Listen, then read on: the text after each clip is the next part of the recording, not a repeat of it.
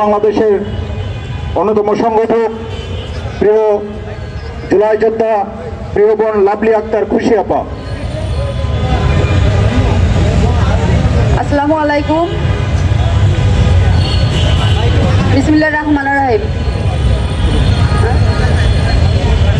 আমরা দেখেছি যে 5ই আগস্টের পরে ভারত সহ সকল দেশের আগ্রাসন এই দেশে জেঁকে বসেছে।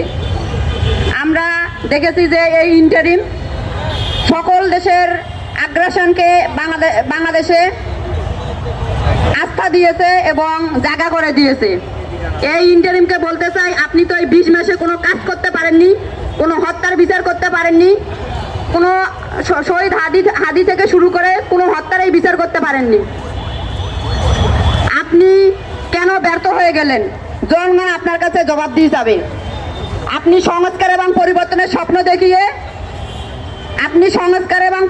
স্বপ্ন দেখিয়ে আমাদের রক্তের উপর বসেছেন। এই বাংলাদেশ ইন্টারিম হয়েছেন, আপনি কেন ব্যর্থ হয়েছেন? জনগণের কাছে আপনাকে জবাবদিহি করতে হবে। দুর্নীতি থেকে শুরু করে আপনার যে সকল এপিএস উপদেষ্টারা এদেশ থেকে পালিয়ে যাওয়ার পরিকল্পনা করেছে, জনগণ তাদের রুখে দেবে খুব তাড়াতাড়ি। এই বলে আমি আমার বক্তব্য শেষ করছি এখানে। ধন্যবাদ প্রিয় লাভলি আপাকে। সম্মানিত উপস্থিতি, প্রিয় সাংবাদিক বৃন্দ, এই পর্যায়ে বক্তব্য রাখছেন সলিমুল্লাহ একাডেমির সম্মানিত প্রেসিডেন্ট শ্রদ্ধেয় আব্দুল জব্বার ভাই।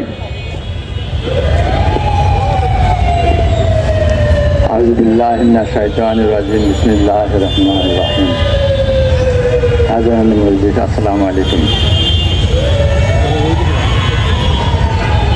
আমরা যে আগ্রাসন বিরোধী প্রতিরোধের জন্য এখানে দাঁড়িয়েছি, আজ দীর্ঘদিন যাবৎ রাজনীতিতে ভারতীয় আগ্রাসন বিরোধী কোনো কথা নাই, বা বিদেশি অন্য কোনো দেশের আগ্রাসন বিরোধী কোনো কথা নাই। আমাদের অবস্থা কি হবে? 24 সালের আগে যে অবস্থা ছিল সেই অবস্থাতে এখন আবার সেখানে চলে যাচ্ছি। সুতরাং এখন রাজনীতিতে অন্তত 2টা পয়েন্টে এক হইতে হবে রাজনীতিবিদদের। একটা হলো ভারতীয় আধিপত্যবাদ বিরোধী এবং আওয়ামী লীগ ন্যারেটিভ উত্থান। এই 2টা বিষয়ে ঐক্য থাকতে হবে। এইটা আমি রাজনীতিবিদদের কাছে অনুরোধ জানাচ্ছি, এবং অন্যান্য বিষয় নিয়ে সেগুলো গণতান্ত্রিক আন্দোলনের জন্য যা যা প্রয়োজন তারা করুক, কিন্তু এই 2টা বিষয়ে ঐক্য থাকতে হবে। এই বলে আমার বক্তব্য শেষ করছি। আসসালামু আলাইকুম রহমতুল্লাহ। ধন্যবাদ আব্দুল জব্বার ভাইকে।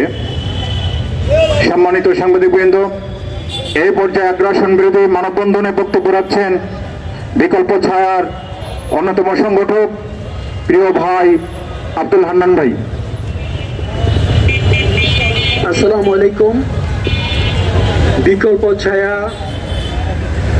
যে কোনো ধরনের আধিপত্যবাদের বিপক্ষে জোরালো ভূমিকা রাখবে। আমার সবচেয়ে বড় অস্ত্র কবিতা। আমি কবিতা দিয়েই এই আধিপত্যবাদের বিরুদ্ধে কথা বলি এবং কথা বলে যাব। আমার আজকের কবিতার নাম দিল্লি। কবিতাটার রচনাকাল 26 আগস্ট 2024। আমি কবি তুষার মোহাম্মদ আব্দুল হান্নান। দিল্লি, তোরা পারসনি, পারবি না কোনো কালে, জানি তোদের কোমর বল কতটুকু আছে হালে। এই বাংলায় বাঘেদের বাস, করেছে বর্গী কত লুটেরা নাশ। 24 আজ চরম সাহস দেখিয়ে দিল খেলা, তোর কপালে দুর্গতি আয় খেলতে চাইলে ঠেলা। হিন্দু কাডার রয়ের খেলা কতই দেখাইলি, বানের জলার তথ্য দিয়া বাংলা ভাষাইলি। তরুণ তেজে দীপ্ত জোয়ান আমার ঘরের ছেলে, খাইবে তোরে হাড় শুদ্ধ এই বাংলায় পেলে। তোর দালালি করতো যারা তোর ঘরেই এখন বাস, খুনি হাসিনা পালিয়ে দিল্লি করে সর্বনাশ। কাছে আসিস বন্ধু হবি এই তো চেয়েছিলাম, করলি কি তুই বানিয়ে রাখলি 16 বছর গোলাম। রকে দিয়ে নিজের দেশের মুসলিম মারা ঠেকা, আদিত্যনাথ গরুকে তোরা মানবতা শেখা। বিরাট জায়গা মানবতার মানুষ তো সবাই, বাংলায় যত হিন্দু বৌদ্ধ খ্রিস্টান আমার ভাই। আরেকটা দেশাত্মবোধক কবিতাও যদি আবৃত্তি করি ভালো লাগবে আমার, আপনারা শুনেন, আশা করি শুনবেন। কবিতার নাম আমার দেশ। 2018 সাল থেকে 2022 সালের মধ্যে রচিত আমার সমাজ রাষ্ট্র কাব্যগ্রন্থের অন্তর্গত 37 নম্বর কবিতা এটি। কত দ্বীপ যে ঘুরেছি আমি, চড়েছি কত বাহন, বচন শুনেছি কত রকম, কাউকে লাগেনি আপন। আমার বাংলা গরিব তবু আমার ভাষা মধুর, হৃদয় জুড়ালো প্রাণ ভরিল সে কি শান্তি জাদুর। আমার দেশের সোনার মাটির সাজের যত ফল, আম কাঁঠাল আর আনারস লিচু সবজি মৎস্য জল, অমৃত সব খাবার সম্ভার স্রষ্টার বিশেষ দান, দুহাত ভরে দিয়েছেন তিনি চূড়াই মনপ্রাণ। স্বর্গে গিয়েও ইলিশ চাইব ক্ষুধার মেহমান, ষড়ঋতুর বাংলা আমার তুমি যে মহান। দুঃখ শুধু সন্ত্রাস আর মির্জাফরের চেলা, চলছে তাদের দস্যুতা আর আজব শাসন খেলা। বাংলা মায়ের কপাল পোড়া তাই তো হতবাগী, ফিরবে কি শাহিস্তাজক নেতা দেশ দরদি ত্যাগী। ধন্যবাদ সবাইকে। শাহিন ভাই বক্তব্য রাখছেন, সবাইকে আমন্ত্রিত সবাইকে অনুরোধ করবো সংক্ষেপ করার জন্য। আসসালামু আলাইকুম।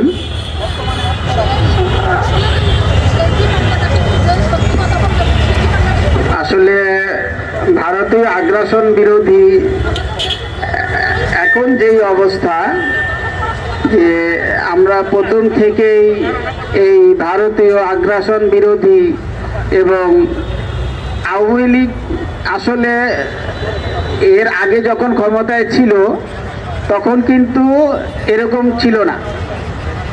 আপনার পরবর্তীতে যখন 2006 সাল থেকে 2001 সাল পর্যন্ত যে আওয়ামী লীগ আপনার 96 থেকে 2001 সাল পর্যন্ত আওয়ামী লীগ ছিল। পরবর্তীতে বিডিআর হত্যাকাণ্ডের পরে আওয়ামী লীগটা পুরোপুরি ভারতের অধীনে চলে যায়।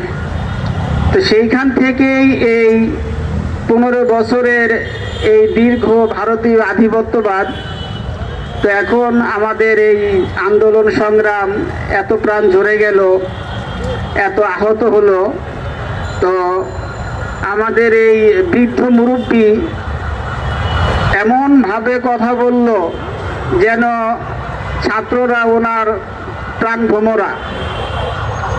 কথা বলে বলে মিষ্টি কথা বলে এই পর্যন্ত চলে আসলো। বলল যে বিচার করতেছি, কালকেই করতেছি, আহতদের চিকিৎসা করতেছি, জুলাই সনদ দিতেছি, এই তাইরে নাইরে করে করে এখন আদতে এসে দেখা গেল যে কোনো কিছুই করতেছে না। ইভেন বিডিআর হত্যাকাণ্ড এটা 90% আগায় নিয়ে গেছে, সেটাকেও আটকায় রাখছে। আজকে এই যে হাদি ভাই মারা গেল, হাদি ভাই বলতে বলতে মুখে ফেনা তুলে ফেলছে যে ডক্টর ইউনূস সাহেব আপনাদের কে বাধা দিচ্ছে বিচার করতে? বাধাটা কে দিতেছে আমাদেরকে একটু বলেন। আমরা একবার জীবন দিছি, আবার আমরা জীবন দিতে প্রস্তুত আছি, শুধু নামটা বলেন। কিছুদিন আগে আপনার আসিফ নজরুল সাহেব বলতেছে যে আমাকে আমার কাজ করতে দেয় না, একদিন আমি বলবো। আসিফ নজরুল সাহেবকে বিনীত অনুরোধ করি, আপনি আজকে ক্ষমতা থেকে চলে গেলে কালকে আপনি যতই বলেন আর কোনো মূল্য থাকবে না, এখনো সময় আছে। আসরের নামাজের আজানের কারণে আমরা বিরতিতে ছিলাম, আমরা আবার আমাদের অনুষ্ঠান শুরু করছি। এই পর্যায়ে আজকের এই মানববন্ধনে বক্তব্য রাখছেন জুলাই যোদ্ধা নাবিল মাহমুদ। আউযু বিল্লাহি মিনাশ শাইতানির রাজিম, বিসমিল্লাহির রহমানির রহিম। সম্মানিত উপস্থিতি, আমরা 5 আগস্টের পর থেকে ভেবেছিলাম কথা বলতে পারবো, আমরা আমাদের অন্যায়ের যত অবিচার হয়েছে সব কিছুর থেকে মুক্তি পাবো, কিন্তু আদতে আমরা কি সেটা পেয়েছি? পাইনি। হাদি ভাই তো কথা বলতে বলতে উনি চলে গিয়েছেন, আর ইন্টারিম গভর্নমেন্ট যে আমাদের লাশের উপরে দাঁড়িয়ে, আমাদের রক্তের উপরে দাঁড়িয়ে তারা ক্ষমতায় বসেছেন, তারা কি আমাদের ভাই বোনদের হত্যার বিচার আদৌ করতে পেরেছেন? আমি মনে করি তারা যদি বিচার করতে না পারেন, তারা সসম্মানে তাদের ব্যর্থতার দায় নিয়ে এই বাংলাদেশকে বিপ্লবী সরকারের হাতে তুলে দিয়ে বাংলাদেশকে কলঙ্কমুক্ত করুক। আমাদের যে চাওয়া আমাদের চাওয়া খুব বেশি কিছু ছিল না। আমাদের যে ভাইগুলো নিহত হয়েছে সেই ভাইদের কেন হত্যা হয়েছে তার বিচার, গণহত্যার বিচার আমাদের চাওয়া ছিল। আমাদের চাওয়া ছিল যেই ভাইগুলো গুম হয়েছে তাদের পরিবারের কাছে অন্তত সেই ভাইয়ের ঠিকানা বা সেই ভাইয়ের লাশটা অন্তত পৌঁছে দেওয়া যেত, কিন্তু এই গভর্নমেন্ট, এই ইন্টারিম গভর্নমেন্ট সেটার কোনো কাজ করেনি। দফায় দফায় আমাদের আইন উপদেষ্টা বলেন যে আমি অসহায়, আমি কাজ করতে পারি না। তো একটা দেশের আইন উপদেষ্টা যদি অসহায় থাকেন, সে যদি তার নিজের নিরাপত্তা নিয়ে শঙ্কিত থাকেন, আমরা কি বাংলাদেশে সেফ? আমরা বাংলাদেশে কোনো অবস্থাতেই সেফ না। আমরা 5 আগস্ট পরবর্তী যে বাংলাদেশকে দেখতে চেয়েছিলাম, আমরা দেখতে চেয়েছিলাম আমাদের বাংলাদেশে আমি যখন ইচ্ছা আমি কথা বলবো, যে কোনো অন্যায়ের বিরুদ্ধে কথা বলবো এবং অন্যায়ের বিরুদ্ধে কথা বলার সাথে সাথে সেটার আমি বিচার চাইবো এবং বিচার পাবো। সেটার কিন্তু বিচার হয়নি। ভারতীয় আগ্রাসনের বিরুদ্ধে কথা বলতে গিয়ে প্রথম শহীদ হচ্ছে আবরার ফাহাদ, এর পরবর্তীতে শহীদ হচ্ছে, সম্প্রতি শহীদ হয়েছে আমাদের ওসমান হাদি ভাই। তার বিচার আমরা চাইতে চাইতে মুখে ফেনা তুলে ফেলেছি, তার বিচার আমরা আজও পাইনি। গভর্নমেন্ট ব্যর্থতার দায় স্বীকার করে পদত্যাগ করে আমাদের এই বাংলাদেশকে কলঙ্ক মুক্ত করুক। সম্মানিত উপস্থিতি, আমরা চাই আমাদের স্বপ্নের যে বাংলাদেশ, যে বাংলাদেশের জন্য জুলাই যোদ্ধারা প্রাণ দিয়েছে, রক্ত দিয়েছে, যে বাংলাদেশের জন্য, নতুন বাংলাদেশের জন্য আমাদের ভাইয়েরা তাদের জীবন বাজি রেখেছে, অনেকেই পঙ্গুত্ব বরণ করেছে। আমরা চাই এই বাংলাদেশ কায়েম হোক, এই নতুন বাংলাদেশে আমরা নিঃশ্বাস নিতে চাই, কথা বলতে চাই, ভালো থাকতে চাই, ভালো রাখতে চাই। ধন্যবাদ। আসসালামু আলাইকুম ওয়া রাহমাতুল্লাহি ওয়া বারাকাতুহু। ধন্যবাদ প্রিয় সহযোদ্ধা।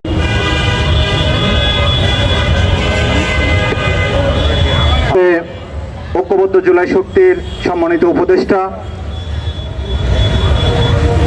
প্রিয় সহযোদ্ধা হারুন আর রশিদ ভাই বক্তব্য রাখছেন।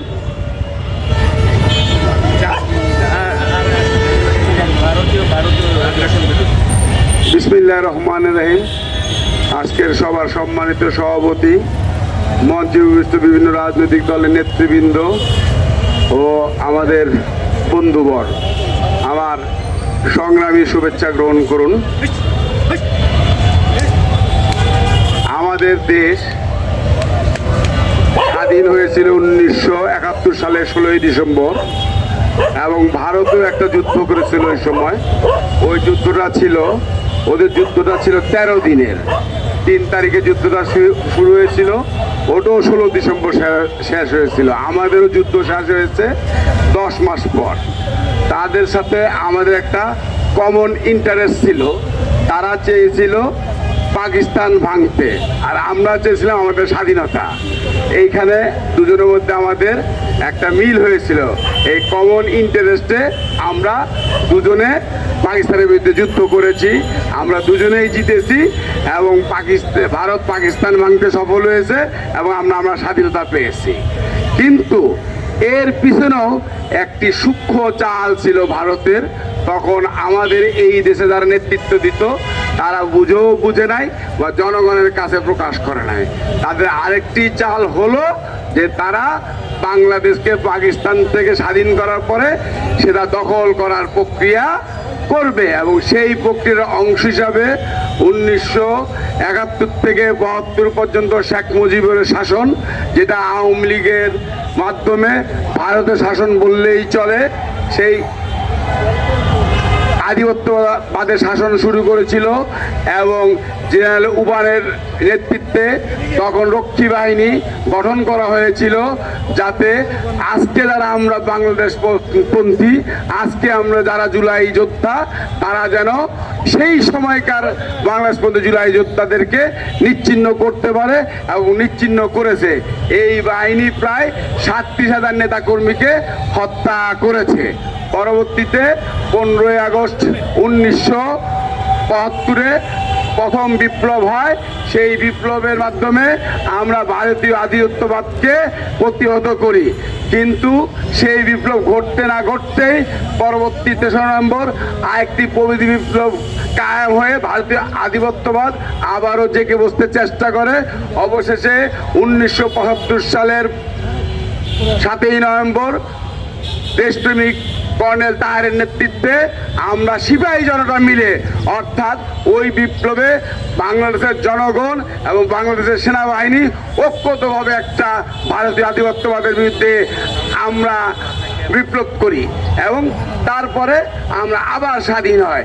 কিন্তু ভারতের ওই চক্রান্ত চলতেই থাকে, চলতে চলতে চলতে আবারও শেখ হাসিনার মাধ্যমে তারা বাংলাদেশ 1909 সালে দখল করে এবং গত 24 সালে আমরা সেই আধিপত্যবাদকে, সেই ভারতের দালালদেরকে এবং ভারতীয় দোসরদেরকে উৎখাত করি। কিন্তু উৎখাত করতে পারলেও আমরা সমস্ত দোসরদের উৎখাত করতে পারি নাই।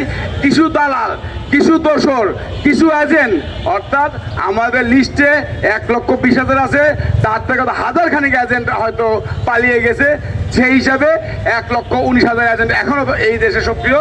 তাদেরকে আমাদেরকে নিষ্ক্রিয় করতে হবে এবং তাদেরকে নিষ্ক্রিয় করতে পারলে আমরা যে জুলাই যে বিপ্লব করেছি, যে আশা আকাঙ্ক্ষা নিয়ে, সেটা আমাদের বাস্তবায়ন করতে পারবো। এখন প্রশ্ন হলো সে এজেন্ট কারা? হ্যাঁ, সে এজেন্ট শুধু আওয়ামী লীগের মধ্যেই নাই, সে এজেন্ট বিভিন্ন রাজনৈতিক দলের মধ্যে আছে। আমার সাথে দাঁড়ানো থাকতে পারে, আমি চিনি না, হয়তোবা আমি চিনি, আমি তো সরকার না, আমি প্রশাসন না যে তাকে প্রতিরোধ করবো। আমাদের প্রশাসনকে বলবো আমার সাথে থাক, যে কোনো দলের সাথে থাক, সব ভারতীয় এজেন্টকে অবিলম্বে নিষ্ক্রিয় করতে হবে এবং জুলাইয়ের চেতনা বাস্তবায়ন করতে হবে। এখন আমাদের মধ্যে উপস্থিত হয়েছেন আজকের সবার অতিথি, প্রধান অতিথি কর্নেল হাসিনুর রহমান, আজকের সভার অতিথি এই ফেরদৌস আজিজ ভাই, আজকে আরো আমাদের নেতৃবৃন্দ উপস্থিত হয়েছেন। এই বলেই আমি আমার বক্তব্য শেষ করছি। অনেক ধন্যবাদ। আমাদের মাঝে সম্মানিত সাংবাদিকবৃন্দ, আমাদের মাঝে আজকের প্রধান অতিথি, বিশেষ অতিথি ওনারা উপস্থিত হয়েছেন। সকলকে দৃষ্টি আকর্ষণ করব কথা সংক্ষেপ করার জন্য।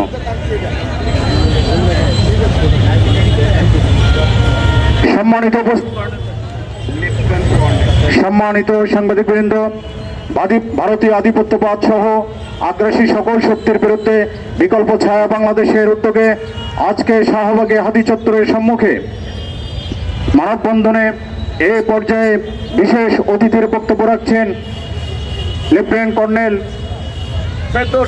ফেরদৌস আজিজ ভাই। বক্তব্য রাখছেন লেফটেন্যান্ট কর্নেল ফেরদৌস আজিজ ভাই, ঐক্যবদ্ধ জুলাই শক্তির উপদেষ্টা। উপস্থিত সকলকে সালাম, আসসালামু আলাইকুম। গত 54 বছর যাবৎ বাংলাদেশ স্বাধীনতা পেয়েও মাথা উঁচু করে দাঁড়াতে পারেনি। তার কারণ একটাই, ভারত। তারা কখনো চায় না বাংলাদেশ বিশ্বের দরবারে মাথা উঁচু করে দাঁড়াক এবং একটা উন্নত রাষ্ট্রে পরিণত হোক। গত 54 বছরে যা দেখেছেন, এই দেশে যা কিছু ঘটেছে, প্রতিটা ঘটনার সাথেই ভারত এবং তার গোয়েন্দা সংস্থা ওতপ্রোতভাবে জড়িত ছিল। গত 16 বছরটা যদি আপনাদের সামনে আনি, বিডিআর হত্যাকাণ্ড, শাপলা হত্যাকাণ্ড, গুম, খুন, অন্যান্য হত্যাকাণ্ড, সব কিছুই এই ভারত করিয়েছে। আমাদের দেশে দালালদেরকে দিয়ে, হাসিনাকে দিয়ে করেছে। ভারতের এই আগ্রাসী আচরণ আমাদেরকে রুখে দিতে হবে। 5ই আগস্ট আমরা আধিপত্যবাদ ভেঙে দিয়েছি, হাসিনাকে হটিয়েছি। এই আধিপত্যবাদ পুনরায় প্রতিষ্ঠার জন্য ভারত এদেশীয় দালালদের দ্বারা গত 18 মাস চেষ্টা করে যাচ্ছে। কারণ হাসিনার বিভিন্ন লেসপেন্সাররা সকল সেক্টরেই বসা আছে। ডক্টর ইউনূস সাহেব সেই ময়লাগুলো পরিষ্কার করেন নাই আজ 18 মাসেও, অথচ উনি নির্বাচন দিয়ে বসেছেন। আমরা দেখতে পাচ্ছি নির্বাচনী সহিংসতা বিভিন্ন জায়গায় হচ্ছে। কেন এই স্বাধীন দেশে রক্তারক্তি হবে? জুলাই যোদ্ধারা, 2000 জুলাই যোদ্ধা আত্মত্যাগ করেছে, 30 থেকে 35 হাজার পঙ্গু হয়েছে। আমরা এত ত্যাগের মাধ্যমে যে আধিপত্যবাদ ভেঙে দিলাম, সেটাকে আবার পুনরায় প্রতিষ্ঠা করার চেষ্টা করছে ভারত, হাসিনার ফ্যাসিস্ট দল এবং প্রশাসনে বিভিন্ন জায়গায় রেখে যাওয়া তার লেসপেন্সাররা। আমাদের সকলকে এটা রুখে দিতে হবে। আমরা মাথা উঁচু করে দাঁড়াতে চাই। আধিপত্যবাদের বিরোধী চেতনা আমাদের সকলকে ধারণ করতে হবে। আমরা বিশ্বের দরবারে মাথা উঁচু করে দাঁড়াবো, বাংলাদেশকে উন্নত রাষ্ট্রে পরিণত করব। আমাদের এই জেনারেশন এবং আগামী জেনারেশন সকলেই আর ভারতের দাবিদারি করতে চায় না। তারা চায় না ভারতের শাসন এই বাংলার মাটিতে। অতীতে আমাদের অগ্রজরা যা ভুলকুটি করে গেছেন তার জন্য তো আমরা সাফার করেছি, বাট জুলাই 24-এর পরে আর যেন সেই পুরানো বন্দোবস্ত ফেরত আসতে না পারে, এই লক্ষ্যে আমাদের সকলকেই যার যার জায়গায় সজাগ থাকতে হবে, সতর্ক থাকতে হবে এবং সকল ধরনের অন্যায়ের প্রতিবাদ করতে হবে। ফ্যাসিস্ট যাতে আর ফিরে আসতে না পারে অন্য কারো মাধ্যমে, অন্য কোনো দলের উপর নির্ভর করে, সেই দিকে আমাদের খেয়াল রাখতে হবে। এই নির্বাচনে আমরা ফ্যাসিস্ট আওয়ামী লীগ বিভিন্ন দলের সাথে মিশে গেছে, বিএনপির সাথে, জাতীয় পার্টির সাথে। জাতীয় পার্টি ছিল দোসর, জুলাই হত্যার দোসর। তাকে কিভাবে পুনরায় নির্বাচনের সুযোগ দেওয়া হলো? আমি এখনও সরকারকে বলবো, নির্বাচন কমিশনকে বলবো, তাদের নির্বাচনে অংশ নেওয়া থেকে বিরত রাখুন। আর জনগণকে বলবো, জাতীয় পার্টির যারাই যেখানে নির্বাচনে দাঁড়িয়েছে তাদেরকে আমরা জুলাই হত্যাকারী হিসেবে আইনের হাতে তুলে দিব। ভোট তো দিবই না, যদি মাঠে যায় তাদেরকে ধরে আইনের হাতে তুলে দেবেন সরাসরি, এর কোনো বিকল্প নাই। আগামীর বাংলাদেশ গড়তে হলে আধিপত্যবাদ বিরোধী চেতনা, স্পিরিট সবাইকে ধারণ করতে হবে এবং সেই লক্ষ্যে যার যার অবস্থান থেকে কাজ করে যেতে হবে। আমরা কোনো অন্যায় মানব না। এই নির্বাচন যদি ইউনুস সরকার জোর করে করানো, যদিও পরিবেশ নাই, আমরা দেখতে পাচ্ছি ইতিমধ্যে প্রায় 100-র বেশি খুন হয়েছে, শহীদ হাদিকে হত্যা করা হয়েছে, প্রতিদিনই বিভিন্ন জায়গায় মারামারি হচ্ছে। এই পরিবেশ নির্বাচনের জন্য মোটেও সুষ্ঠু না। অতএব আমি ডক্টর ইউনুস সরকারকে বলবো, হয় আপনি লেভেল প্লেয়িং ফিল্ড তৈরি করেন, ঋণ খেলাপি এবং দ্বৈত নাগরিকদের বাদ দেন নির্বাচন থেকে, আইন শৃঙ্খলা পরিস্থিতি ঠিক করেন, তারপরে নির্বাচন। আর যদি সুষ্ঠু নির্বাচন দিতে না পারেন তাহলে আপনি নির্বাচন পিছিয়ে দেন। আমরা রক্তের বিনিময়ে কাউকে গদিতে বসাতে চাই না। আর মারামারি করবে, হত্যা করবে, আর আরেকজন চোর বাটপার লুটেরারা, ব্যাংক খেলাপিরা ক্ষমতায় বসবে, সেটা হতে পারবে না। কারণ কোনো মায়ের বুক খালি করে এই চোর বাটপারদেরকে আর ক্ষমতায় আনা যাবে না। অতএব আমি, দেশটা আমাদের সকলের, কিন্তু দেশের মালিক অন্য কেউ না, কোনো নেতা বা ফিতা না। দেশের মালিক আমরা, আর আমাদেরকে কেউ করে দিবে না, এটাই আমাদের বুঝতে হবে। আমাদের অধিকার আমাদের আদায় করে নিতে হবে, আমাদের স্বাধীনতা আমাদের বজায় রাখতে হবে, আমাদেরকেই প্রতিহত করতে হবে। পুরা বাংলাদেশে যার যার অবস্থান থেকে যার যার জায়গায় এই লুটেরাদের প্রতিহত করুন, এই আহ্বান আমি জানাচ্ছি সকলের কাছে। জি, ধন্যবাদ। আসসালামু আলাইকুম। ছাড়া বাংলাদেশের অন্যতম সংগঠক প্রিয় ভাই শাওন ভাই সংক্ষেপে কথা রাখছেন।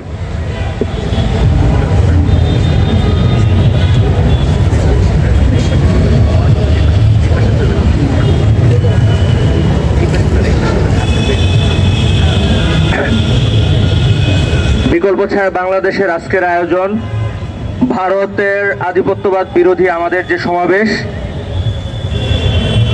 মানববন্ধন সমাবেশ তো বলা যায় না, এটা মানববন্ধন বলতে হয়। তো জাতীয় জাদুঘরের সামনে আমরা বলবো যে আমরা মুক্তিযুদ্ধে যে আশা আকাঙ্ক্ষা নিয়ে আমরা স্বাধীনতা অর্জন করেছিলাম, আমাদের সাথে যে অঙ্গীকার করা হয়েছিল গণতন্ত্র দেবেন, শাসনতন্ত্র দেবেন, কিন্তু দেওয়া হয় নাই।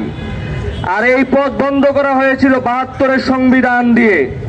৭২-এর সংবিধান বাংলাদেশের মানুষের জন্য হয় নাই। যদি আওয়ামী লীগ প্রমাণ করতে পারে ৭২-এর সংবিধান আওয়ামী লীগের জন্য, তাহলে আমরা ৭২-এর সংবিধান নিয়েও কোনো কথা বলবো না। ৭২-এর সংবিধান শুধুমাত্র ভারতের আধিপত্যবাদ টিকিয়ে রাখার জন্য তৈরি করা হয়েছিল, রচনা করা হয়েছিল।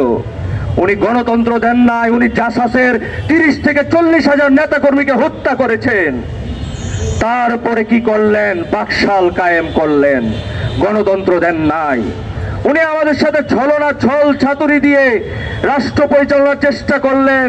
বারবার সিপাহ বিদ্রোহ হলো বাংলার মাটিতে, বাংলার মাটি হলো রক্ত রঞ্জিত। তারপরে আমরা কি দেখলাম? ৭২-এর সংবিধান ইনডেমনিটি দেওয়া লাগলো, যেই সংবিধান বাংলাদেশের ইতিহাসে ক্যান্সার স্বরূপ। সেই সংবিধান নিয়ে আওয়ামী লীগ 16 বছর এইটাকে জীবিত করার চেষ্টা করেছে। কারণ আওয়ামী লীগ অঙ্গীকার করে পুনর্বাসন নিয়েছিল বাংলাদেশের রাজনীতিতে। বাংলাদেশের মানুষের জন্য সেই অঙ্গীকার ছিল না, সেই অঙ্গীকার ছিল ভারতের আধিপত্য টিকিয়ে রাখার অঙ্গীকার। এই সংবিধান যদি ঠিক থাকতো, তাহলে আওয়ামী লীগকে জুলাইয়ের 24শে জুলাই আওয়ামী লীগকে বাংলার মাটি ছেড়ে 300 আসন, কোন দেশের পার্লামেন্ট পুরোপুরি খালি হয়ে যায় না, এবার পলাতক হয়ে যায় না, মন্ত্রী এমপি সবাই পলাতক। কোন দেশের বিশ্বের আধুনিক বিশ্বের গণতন্ত্রের রাষ্ট্র ব্যবস্থার ইতিহাসে কালিমা রচিত হয়ে গেল তাদের এই ইতিহাসের মাধ্যমে। আমরা তারপরে স্বাধীন তো হলাম, কিন্তু এদেশের লেসপেন্সার রেখে যাওয়া লেসপেন্সার গুলো আমাদের জন্য কাল হয়ে দাঁড়ালো। আমাদের জাতি যে মুক্তি চেয়েছিল, সেই মুক্তি অর্জনের পথে পদে পদে বাধা দেওয়া শুরু করলো। তাদের প্লান্টেশন, রাজনৈতিক ক্ষেত্রে প্লান্টেশন, প্রশাসনিক ক্ষেত্রে প্লান্টেশন। প্রশাসনের অনেকে মুক্তি চাইল, কিন্তু সেই প্লান্টেশনের কারণে তারাও মুক্তি পেল না, তারাও সংস্কার পেল না। ডক্টর মোহাম্মদ ইউনূস স্যার সংস্কার করতে পারলেন না। শেষ পর্যন্ত সংস্কার এবং জাতীয় নির্বাচন, সংস্কার রেখেই জাতীয় নির্বাচন দেওয়া লাগলো। এবং সেই নির্বাচনের ভেতরেই উপরেই সংস্কারটা চাপিয়ে দিতে বাধ্য হলেন ডক্টর মোহাম্মদ ইউনূস স্যার। উনি হয়তো আমাদেরকে আন্তর্জাতিক ক্ষেত্রে একটু স্বস্তির জায়গায় রাখতে পেরেছিলেন, কিন্তু উনি আধিপত্যের যে কোরাল থাবা, কালো থাবা, এটা থেকে জাতিকে বের করতে আর পারলেন না। আমরা এর ভেতর অনেক আগ্রাসন দেখেছি, মানবতার ইতিহাস রচনা দেখেছি। জাতিসংঘ নির্ভর সেই জাতিসংঘের আইন দিয়ে আমাদের প্রশাসনকে চালানোর চেষ্টা করবেন না। যেই জাতিসংঘ ইউক্রেনের যুদ্ধ বন্ধ করতে পারে না, যেই জাতিসংঘ আমেরিকাকে একটা দেশের প্রেসিডেন্ট হাইজ্যাক করার, তেল হাইজ্যাক করে থেকে প্রতিহত করতে পারে না, যেই জাতিসংঘ গাজার গণহত্যা প্রতিরোধ করতে পারে না, সেই জাতিসংঘের নিয়ম দিয়ে আমাদের দেশের প্রশাসনকে চালাবার চেষ্টা করবেন না, করবেন না, করবেন না। এরপরে আমরা এখন আতঙ্কে আছি যে এই বেআইনি আগ্রাসন যেটা সারা বিশ্বে চলছে, এর ফলে নতুন করে তাইওয়ান আক্রান্ত হয় কিনা, এরপরে আমরা আক্রান্ত হয় কিনা। আপনাদেরকে আমি একটা কথা স্মরণ করিয়ে দেই, গতকালকে ভারতীয় হাই কমিশন তাদের কর্মকর্তা কর্মচারীদের পরিবারদেরকে সেফ পাঠিয়ে দিয়েছে। কেন পাঠিয়ে দিয়েছে? অবশ্যই এর পিছনে কোন কুমতলব আছে, খারাপ উদ্দেশ্য আছে বাংলাদেশের সাথে। এটা উন্মোচিত হতে হবে। আমি সকল আগ্রাসনের বিরুদ্ধে আমি আমার বক্তব্য জোরালো অবস্থান পুনর্ব্যক্ত করে আমি আমার বক্তব্য এখানেই শেষ করছি। আমার নাম তারেক রহমান শাওন। আমরা বিকল্প ছায়া বাংলাদেশ থেকে সকল আধিপত্যবাদের বিরুদ্ধে কঠোর অবস্থান পুনর্ব্যক্ত করছি। ধন্যবাদ। এখন আমাদের মাঝে সঞ্চালনা করবেন, বক্তব্য দিবেন মঞ্জিল ভাই। সম্মানিত সাংবাদিক মন্ডলী, শহীদ শরীফ ওসমান হাদির একটি কথা, ঠিক আছে, সমস্যা নেই। তিনি বলেছিলেন, আধিপত্যবাদের বিরুদ্ধে মূর্ত প্রতীক। শহীদ শরীফ ওসমান হাদি বলেছিলেন, ঘাস খেয়ে হলেও অস্ত্র কেনেন। এক সেন্টেন্সে আধিপত্যবাদের বিরুদ্ধে কথা শেষ। ঘাস খেয়ে হলেও অস্ত্র কিনেন। প্রফেসর ইউনূস স্যারের অনেক ব্যর্থতার পরেও উল্লেখযোগ্য, তার প্রশংসা করতেই হয়। তিনি যে যুদ্ধ বিমানগুলো কিনছেন, তিনি যে তুরস্ক থেকে মিসাইলগুলো কিনছেন, তিনি যে ফারাক্কা বাঁধে, তিনি যে তিস্তা ব্যারেজের যে প্রকল্প হাতে নিয়েছেন, এটা কোনো গভর্নমেন্ট করতো না। আধিপত্যবাদের আজকের এই প্রতিবাদ সমাবেশ থেকে স্মরণ করি দেশনেত্রী বেগম খালেদা জিয়ার আধিপত্যবাদের এক মূর্ত প্রতীক, আরেক মূর্ত প্রতীক শহীদ শরীফ ওসমান হাদি। প্রফেসর ইউনূসকে তিনটি কথা বলতে চাই। জানি না প্রফেসর ইউনূস এটা করে যাবেন কিনা। যদি না যান, প্রিয় তারেক রহমান ভাই আপনার উদ্দেশ্যে বলি, অথবা ডাক্তার শফিক ভাই আপনার উদ্দেশ্যেও বলি, নির্বাচন হয়ে গেলে আপনারা এই দুইজনের কেউ একজন তো আসবেন। আগ্রাসন বিরোধী ভারতীয় আধিপত্যবাদ সহ যে কোনো আধিপত্যবাদের বিরুদ্ধে যদি দৃঢ়চিত হতে চান, তাহলে পঞ্চম শ্রেণী থেকে অষ্টম শ্রেণী পর্যন্ত শারীরিক কসরত তথা মার্শাল আর্ট বাধ্যতামূলক করে দিন। দ্বিতীয় নম্বর, নবম শ্রেণীর ছাত্রদেরকে নবম শ্রেণীতে প্রাথমিক অস্ত্র চালানো প্রশিক্ষণ বাধ্যতামূলক করে দিন। আর সেনাবাহিনীর 99% না 100% সদস্যই দেশপ্রেমিক। মাঝখানে রয়ের চক্রান্তে মিসগাইডে তারা বিপদগামী কিছু হয়ে গিয়েছে, তাদেরকে মোটিভেশন দিয়ে তাদেরকে ঠিক করুন। আর পাঠ্য বইয়ে সহ মিডিয়াকে কাজে লাগিয়ে, রাষ্ট্রযন্ত্রকে কাজে লাগিয়ে মানুষের মনুষ্যত্ববোধ জাগ্রত করুন। ভিতর থেকে যদি দুর্নীতি, দেশপ্রেম জাগ্রত না হয়, এই পণ্য বর্জন দিয়ে আর মানববন্ধন দিয়ে দেশপ্রেম জাগানো যায় না। গাজা বিরোধী, ইসরায়েল বিরোধী বিক্ষোভ করে গিয়ে কোকাকোলায় চুমুক দিলাম, সেটা কখনোই দেশপ্রেম হতে পারে না।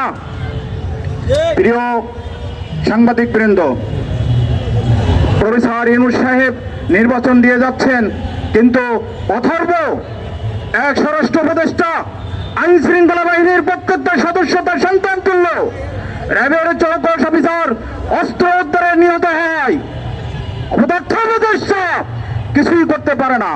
প্রফেসর ইউনূস, আপনি দায় এড়াতে পারেন না স্যার। আপনি একজন সফল মানুষ, কিন্তু আপনি রাষ্ট্রযন্ত্রের এই নির্বাচন হানাহানি হচ্ছে, আপনি কেন ঠিক করতে পারছেন না? এখনো সময় আছে। রাষ্ট্রের তিনটি খ্যাতিপ্রাপ্ত সেনাবাহিনীর চৌকস অফিসার লেফটেন্যান্ট কর্নেল হাসিনকে যে কয়দিন আছেন স্বরাষ্ট্র মন্ত্রণালয়ের দায়িত্বটা দিয়ে যান। আপনি তাকে চিনেন, তাকে দিয়ে যান। দেখেন 24 ঘন্টা লাগবে ঠিক করে দিতে। সম্মানিত উপস্থিতি, এ পর্যায়ে আজকের মানববন্ধনে বক্তব্য রাখছেন জনপদ বিপ্লবী মঞ্চের মুখপাত্র রাজপথের লড়াকু, ঐক্যবদ্ধ জুলাই শক্তির সংগঠক, বিকল্প ছায়া বাংলাদেশের উপদেষ্টা প্রিয় ভাই মিয়াজি।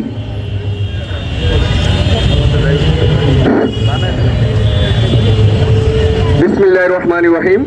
সবাইকে আসসালামু আলাইকুম। আমি একটি জরিপ দিয়ে আমার বক্তব্য শুরু করছি। 2008 সাল থেকে 2024 সাল পর্যন্ত ভারতীয় সীমান্তে প্রায় 613 জন নাগরিককে ভারতীয় বিএসএফ হত্যা করেছে। এটা এই জাতির জন্য লজ্জা কিনা বলেন? আমরা মনে করছি 2024 সালের পরে বাংলাদেশের সীমান্তে আর কোনো নাগরিক হত্যা হবে না, আর কোন নাগরিক অত্যাচারিত হবে না, নির্যাতিত হবে না, নিপীড়িত হবে না। কিন্তু অতি দুঃখের বিষয়, অতীব কষ্টের বিষয়, 2024 সালে প্রায় 30 জন নাগরিককে হত্যা করেছে। লজ্জা। ডক্টর ইউনূস সাহেব, আপনি ক্ষমতায় আসার পরে আপনি 3টি কমিটমেন্ট করেছিলেন। নাম্বার 1 সংস্কার, নাম্বার 2 হত্যার বিচার, নাম্বার 3 নতুন বন্দোবস্ত। আপনি কি করতে পেরেছেন? করতে পেরেছি কি? করতে পারেন নাই। এটা এই জাতির জন্য অনেক দুর্ভাগ্যের বিষয় যে 2024 সালে 5ই আগস্টের আগ পর্যন্ত স্বৈরাচার শেখ হাসিনা আমাদের প্রায় 2000 ভাইকে শহীদ করেছে, প্রায় 30,000 ভাই বোনকে আহত করেছে। কারো হাত নেই, কারো পা নেই, কারো চোখ নেই, পঙ্গতি জীবন বরণ করছে। আপনি বলেছিলেন এই হত্যার বিচার করবেন, আপনি করতে পারেননি। আপনি 3টি কমিটমেন্টের একটি কমিটমেন্ট বাস্তবায়ন করতে পারেননি। জাতির সামনে যে ওয়াদা করেছেন, এই ওয়াদা রক্ষা না হওয়া পর্যন্ত আমরা আপনাকে ছাড় দেব না। ছাড় দেব কি? আমরা ছাড় দেব না। প্রিয় সাংবাদিক বিন্দু, আপনারা জানেন যে জুলাই আগস্ট কেন হয়েছে, কেন বিপ্লব হয়েছে, কেন আমার ভাই শহীদ হয়েছে, কেন রক্ত দিয়েছে। আমরা এক নতুন বন্দোবস্ত চেয়েছিলাম, নতুন বাংলাদেশ চেয়েছিলাম। আমরা এই দেশকে সকল দেশের আগ্রাসন থেকে মুক্ত করতে চেয়েছিলাম। কিন্তু আমরা দেখতে পেলাম ভোটের জন্য অন্য দেশের দ্বারস্থ হয়ে, অন্য দেশে হ্যান্ডশেক করে ক্ষমতা আনার চেষ্টা করছে। আবারও বাংলাদেশের আনাচে কানাচে নির্বাচনে প্রত্যেক জায়গায় ভারত আগ্রাসন চালাচ্ছে। আমরা এই দেশে আর কখনো ভারতের আগ্রাসন মেনে নিব না, মেনে নিব না, মেনে নিব না। প্রিয় সাংবাদিক বিন্দু, আপনারা জানেন যে বাংলাদেশের এখনো পর্যন্ত আনাচে কানাচে আমলাতন্ত্র সচিবালয়ে প্রত্যেক জায়গায় ভারতীয় লোক বাস করছে, আমলারা বাস করছে। অতএব সাবধান করতে চাই, সতর্ক করতে চাই যে কিছুতে আমরা ভারতের আগ্রাসন মানি না। ভারতীয় আগ্রাসন রুখে দিবে জনগণ। সবাই বলেন, ভারতীয় আগ্রাসন রুখে দিবে জনগণ। ভারতীয় আগ্রাসন রুখে দিবে জনগণ। দিল্লি না ঢাকা, দিল্লি না ঢাকা, ভারত না বাংলাদেশ, ভারত না বাংলাদেশ। প্রিয় সাংবাদিক বিন্দু, আমি 3টি পয়েন্ট নিয়ে কথা শেষ করব। নাম্বার 1, আগামী নির্বাচন, যে নির্বাচন হচ্ছে এই নির্বাচন জনগণের নির্বাচন নয়। এখন দেখছি প্রত্যেক জায়গায় অনেকে নিহত হচ্ছে, অনেকে আহত হচ্ছে, কেউ কেউ কারো কার্যালয় ভাঙছে, কেউ কারো রক্তাক্ত করছে।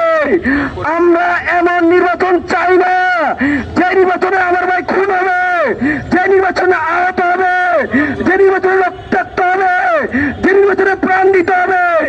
আমরা চাই এমন এক নির্বাচন যে নির্বাচনে একটি ভাইও খুন হতে হবে না। ঠিক কিনা বলেন?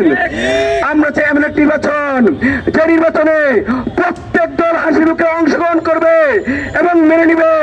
জনগণ ভোট দিয়ে হাসি মুখে ফিরবে এবং বিজয়ের মিছিল নিয়ে, বিজয়ী দলকারী মিছিল করবে আর পরাজিতরা বরণ করে নিয়ে তাকে স্বাগতম জানাবে। ঠিক কিনা বলেন? কিন্তু ডক্টর ইউনূস সে পরিবেশ তৈরি করতে পারেনি। তাই আমরা বলে আসছি বারবার, এই মুহূর্তে দরকার জাতীয় বিপ্লবী সরকার, এই মুহূর্তে দরকার বিপ্লবী সরকার, এই মুহূর্তে দরকার। নাম্বার 2, স্পষ্ট বক্তব্য, ভারতের কোন আগ্রাসন এই দেশে চলবে না। যারা ভারতের দূষণগিরি করবে, চামচামি করবে, দালালি করবে, দালালি করে ক্ষমতায় আসতে চাইবে, যেইভাবে শেখ হাসিনা এই দেশ থেকে পালাইছে ঠিক একইভাবে তাদেরকেও এই দেশ থেকে পালাতে হবে। ঠিক কিনা বলেন? আমার 3 নম্বর পয়েন্ট হচ্ছে যে আমরা চাই জুলাই বান্ধব, জনবান্ধব সার্বভৌমত্ব রক্ষার জন্য সকলে আমরা ঐক্যবদ্ধ হয়ে এই দেশে এমন একটি সরকার গঠন করবে, যে সরকারের মধ্যে দিয়ে এই দেশ নির্ভর থাকবে, শান্তি থাকবে, স্বাধীনতা থাকবে, সার্বভৌমত্ব থাকবে, গণতন্ত্রের অধিকার ফিরে পাবে, হত্যা চলবে না, রক্তাক্ত চলবে না। আমরা এমন একটি সরকার চাই, এমন একটি দেশ চাই। অতএব এর বন্দোবস্ত না হওয়া পর্যন্ত আমরা এই নির্বাচন মানব না, মানব না, মানব না। শেষ মুহূর্তে বলতে চাই, এক হাদি মৃত্যু হলো, কোটি হাদির জন্ম নিল। এক হাদির মৃত্যু হলো, এক হাদির মৃত্যু হলো, এক হাদি শহীদ হলো। অতএব হাদি সহ সকল হত্যা, গণহত্যার বিচার না হওয়া পর্যন্ত এবং ভারতীয় আগ্রাসন রুখে দেওয়া পর্যন্ত আমাদের আন্দোলন চলছে এবং চলবে। বিকল্প ছায় বাংলাদেশকে ধন্যবাদ জানাচ্ছি এমন একটি প্রোগ্রাম আয়োজন করার জন্য। সবাইকে আসসালামু আলাইকুম। ধন্যবাদ। রাজপথের লড়াকু সৈনিক সাবেক ছাত্রনেতা, অনেক আন্দোলনের কর্ণধার প্রিয় ভাই মিয়াজিকে, সম্মানিত উপস্থিতি, সকল প্রকার আগ্রাসনবাদ প্রতিবাদের বিরুদ্ধে আজকের এই জাতীয় জাদুঘরের সামনে মানববন্ধনের এই পর্যায়ে প্রধান অতিথির বক্তব্য রাখছেন তিনটি রাষ্ট্রীয় খেতাবপ্রাপ্ত আর্মি অফিসার, যাকে সরাসরি হাসিনা দুইবার গুম করে উন্নত করতে পারে নাই, দেশপ্রেমিক লেফটেন্যান্ট কর্নেল হাসিবুর রহমান। বক্তব্য রাখছেন লেফটেন্যান্ট কর্নেল হাসিবুর রহমান ভাই।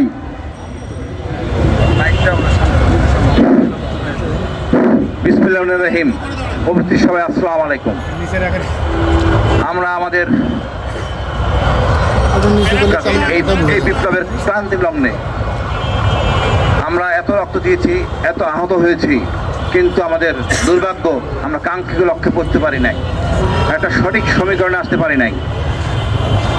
আমাদের আজকে যে অনুষ্ঠানটা করা হচ্ছে এটা বিপ্লবী ছায়া, আমি অসংখ্য ধন্যবাদ জানাই। এটা আমাদের দরকার ছিল। অনেকদিন কথা বলা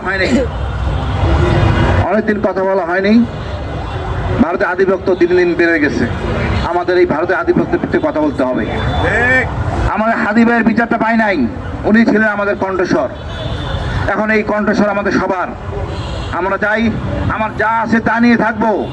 ভারতের অনুদান আমাদের দরকার নাই। ডক্টর ইউনূসের সরকার ইদানিং ডিজেল আনতেছে, কিন্তু চাল কিনে আনতেছে ভারত থেকে খুশি করার জন্য। আমাদের ওই চালের দরকার নাই, তেলের দরকার নাই। আমরা অন্য দেশ থেকে আনবো। ভারতের সাথে সম্পর্ক সম্পূর্ণ 3 তালাকার মতো। ভারত ছাড়া আমরা চলতে পারবো। এই দক্ষিণ এশিয়ার যে সবাই ভারত ছাড়া চলতে পারে, আমরা চলতে পারবো। আমার দক্ষ শ্রমিক বিদেশ থেকে টাকা পাঠায়, আমি ভারতের উপর নির্ভরশীল না। সমস্যাটা কোন জায়গায়? সমস্যা ডক্টর ইউনূসের। সমস্যা হইতে পারে আসিফ নজরুলদের, আমাদের না। সমস্যা হইতে পারে সুশীলদের। আমাদের দেশের বড় সমস্যা হলো সুশীল। এই সুশীলরা আমাদের ঘুম পাড়ায় রাখছে এত বছর। আমাদের ছাত্ররা আমাদেরকে সেই যোগ্য স্থানে নিয়ে আসছে। আমরা সাহসিকতা মানদণ্ডে অনেক উচ্চে। আমরা অস্ত্র হাতে এই দেশের সশস্ত্র বাহিনী, পুলিশ বাহিনী সবার সামনে আমরা খালি হাতে দাঁড়াইছি। এই সাহস পৃথিবীর কোথাও নাই। এমন কোনো বিপ্লব পাবেন না যে বিপ্লব খালি হাতে হয়েছে। এটা বাংলাদেশের ছাত্রতা করে দেখাইছে। একটা মরে একটা দাঁড়ায়। পৃথিবীর সেরা স্লোগান, পুলিশের বলা, আমাদের বলা না। আজকে খুব লজ্জার সহিত বলেই আমি হেরে যাচ্ছিলাম কিছুক্ষণ আগে। আমার পিছনে জাদুঘর, জাতীয় জাদুঘর। এই একজন পরিচালক বললেন জুলাই বিপ্লবের কোনো স্মৃতি এই জাদুঘরে নাই। এটা কত বড় লজ্জা! সরকার কত বড় লজ্জা! জুলাই স্মৃতির কোনো স্মারক, কোনো বিষয়বস্তু এই জাদুঘরে নাই। কেন্দ্রের জাতীয় জাদুঘর, এর চেয়ে লজ্জা কিছু থাকতে পারে না। আর এই আমাদের ফসল হলো গিয়ে ডক্টর ইউনূস। উনি এইসব কাজ করতেছেন। উনি না জেনে না বুঝে করতেছেন, আমি জানি। ওনার সহযোগীরা হলো সব সুশীল এনজিও সরকার। সবশেষ বলবো, ভারতকে ভয় পাওয়ার কিছু নাই। আমরা 18 কোটি দেশের লোক, এক জাতির দেশ। ভয় পাওয়ার কিছু নাই। আমাদের দেখছেন বিডিআর একটা সৈনিক, সিভিল সৈনিক বিডিআর সাথে দাঁড়াইয়া কাস্তে হাতে যে ভূমিকা রেখেছিল, আমরা প্রত্যেকে সেরকম। আমরা প্রত্যেকে হাদি, প্রত্যেকে যোদ্ধা।